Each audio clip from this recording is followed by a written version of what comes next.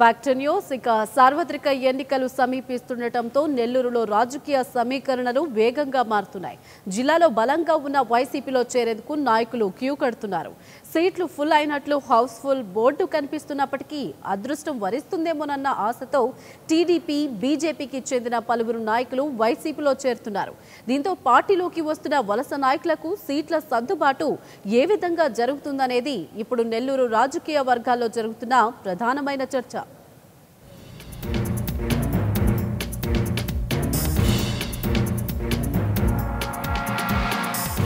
నెల్లూరు జిల్లా రాజకీయాలను మొదటి నుంచి కూడా రెడ్డి సామాజిక వర్గమే శాసిస్తూ వస్తోంది.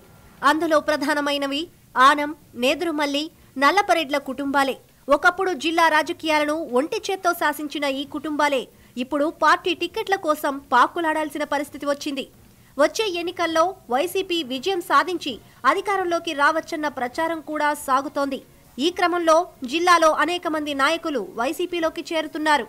ఒక పక్క జిల్లాలో వైసీపీ బలంగా ఉండటంతో పాటు పార్టీలోకి వస్తున్న వలస నాయకులు కూడా బలమైన నాయకులే కావడంతో వారికి ఎక్కడ టికెట్లు కేటాయించాలి, ఎలా సీట్ల సర్దుబాటు చేయాలన్నదే ఇప్పుడు వైసీపీని కలవరపెడుతోంది.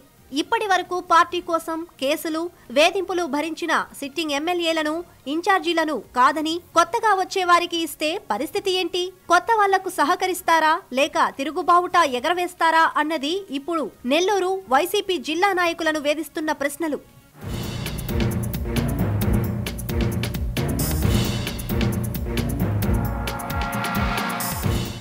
నెల్లూరు జిల్లాలో మొత్తం 10 అసెంబ్లీ నియోజకవర్గాలు, నెల్లూరు పార్లమెంటు స్థానంతో పాటు తిరుపతి పార్లమెంటులోని 4 నియోజకవర్గాలు ఉన్నాయి.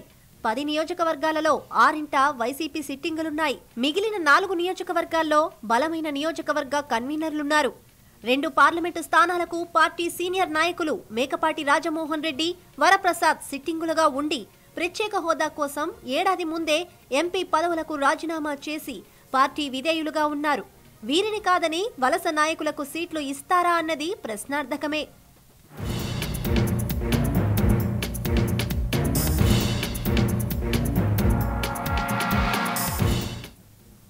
జిల్లాలో బలంగా ఉన్న మేకపాటిని మరోసారి ఎంపీగా బరిలోకి దించితే అధికార పక్షం నుంచి బీదా మస్తాన్ రావు లేదా ఆదాల ప్రభాకర్ రెడ్డి లాంటి వారు బరిలో నిలబడితే ఓటమి తప్పదన్న సంకేతాలు అధిష్టానం దృష్టికి వెళ్లినట్లు తెలుస్తోంది. దీంతో ప్రత్యామ్నాయంగా ఆనం రామనారాయణ రెడ్డిని ఎంపీగా పోటీ చేయిస్తే ఖచ్చితంగా గెలవచ్చని వైసీపీ భావిస్తున్నట్లు తెలుస్తోంది. మరోవైపు ఆత్మకూరు నియోజకవర్గంలో కూడా ఆనంకు మంచి పట్టుంది. కాంగ్రెస్ అధికారంలో ఉన్నప్పుడు ఆ నియోజకవర్గంలో 100 కోట్ల అభివృద్ధి పనులు చేయించారు ఆనం. ఒకవేళ ఆనంకు ఈ 2 స్థానాల్లో ఏదో ఒక సీటు కేటాయించాలంటే మేకపాటి రాజమోహన్ రెడ్డికి కానీ, ఆయన కుమారుడు ఆత్మకూరు ఎమ్మెల్యే గౌతమరెడ్డికి కానీ చెక్ పెట్టక తప్పదు.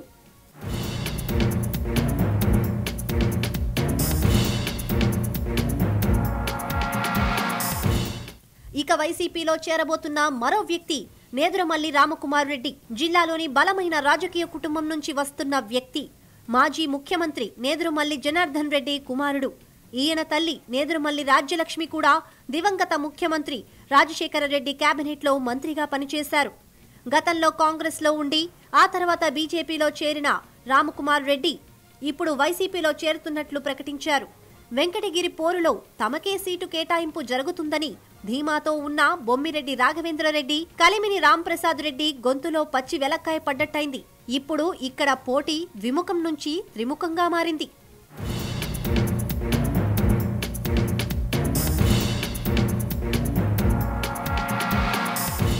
మొత్తానికి ఎవరిని కాదంటే ఎవరు తిరుగుబాటు చేస్తారో తెలియక తికమక పడుతోంది వైసీపీ అధిష్టానం. ఈ సీట్ల కేటాయింపుల సమస్య పరిష్కారంను తెలుసుకోవాలంటే మరికొద్ది రోజులు వేచి చూడాల్సిందే.